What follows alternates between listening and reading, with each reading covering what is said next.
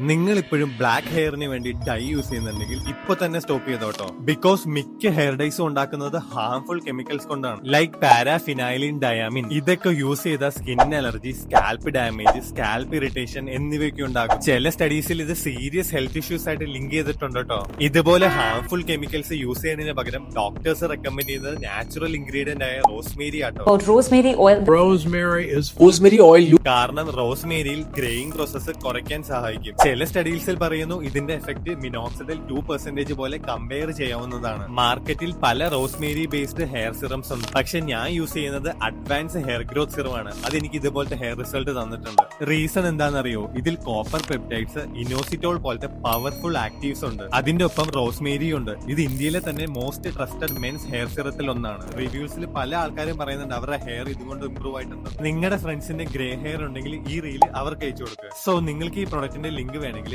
എന്നെ ഫോളോ ചെയ്തിട്ട് ലിങ്ക് എന്ന് കമന്റ് ചെയ്താൽ ഞാൻ നിങ്ങൾക്ക് DM ആയിട്ട് അയച്ചു